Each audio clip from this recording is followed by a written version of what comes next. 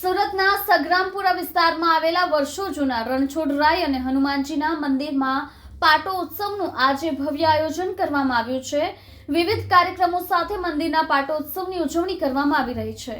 સુરતના સગ્રામપુર વિસ્તારમાં આવેલ 100 વર્ષ જૂના રણછોડજી મંદિરમાં આજે પાટોત્સવનું ભવ્ય આયોજન કરવામાં આવ્યું છે। 100 વર્ષ જૂના મંદિરના પાટોત્સવમાં મોટી સંખ્યામાં ભક્તો જોડાયા હતા। પાટોત્સવ નિમિત્તે ભજન ભંડારો અને ભક્તિનું આયોજન કરવામાં આવ્યું છે। સવારથી લઈ વિવિધ કાર્યક્રમો મંદિરના ટ્રસ્ટીઓ દ્વારા આયોજિત કરવામાં આવ્યા છે।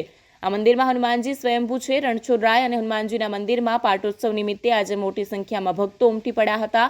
આજે પાટોત્સવ નિમિત્તે મંદિરમાં વિષ્ણુ યજ્ઞનું આયોજન કરવામાં આવ્યું છે, જેમાં ભક્તો આહુતિ આપવા પહોંચ્યા હતા। તમારું નામ? મારું નામ છે રાહુલ પટેલ। સગ્રામપુરા મેઇન રોડ શ્રી રણછોડજી ભગવાન મંદિર અને જગતજી હનુમાનજી મંદિર ના આજનો 20મો પાટોત્સવ છે, જે દરમિયાન સવારથી હરિભક્તો દર્શનનો લાભ લીધો। સવારથી પ્રસાદી હજારો લોકોનો સાંજનું આપણે ભંડારાનું આયોજન કર્યું છે, તેમાં હજારો વ્યક્તિઓ લાભ લેશે। તે દરમિયાન ભજન, સવારથી વિષ્ણુ યાગનો, જેમાં સૌ હરિભક્તોએ પણ લાભ લીધો છે। કેટલા વર્ષ જૂનું મંદિર છે ને? આ મંદિરની હિસ્ટ્રી 100 વર્ષ ઉપરની છે ને ભગવાન જગતજી હનુમાનજી સ્વયંભૂ છે, જે જાતે પ્રગટ થયા હતા ને 2001માં ભગવાનનું જીર્ણોદ્ધાર થયો હતો શ્રી રણછોડજી મંદિરનો। તે પછી ભગવાનનો અદ્ભુત લીલાના કારણે રોજના હજારો વ્યક્તિઓ અહીંયા દર્શન કરવા આવે છે।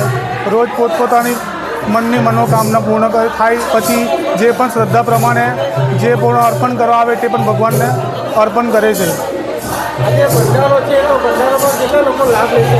આશરે 6 થી 7 હજારનો ભંડારો છે, જેમાં અમારી ગણતરી છે કે એમાં 6 થી 7 હજાર વ્યક્તિઓ ભંડારામાં લાભ લેશે।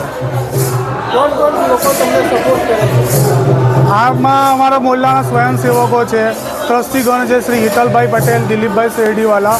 તે પોતપોતાના હિસાબે જેની જે શ્રદ્ધા પ્રમાણે સવારથી હરિભક્તો તથા મોહલ્લાના સ્વયંસેવકો કાર્યરત છે। હમણાં આ મંદિરનો 20મો પાટોત્સવ છે। તે દરમિયાન સવારથી આપણે વિષ્ણુ યાગનું એક આયોજન કર્યું હતું, જેમાં મોહલ્લાવાસીઓ તથા બહારના બધા હરિભક્તો સવારથી લાભ લીધો છે। દિવસ દરમિયાન ભગવાનની ભજન ને પૂજા અર્ચના થાય છે।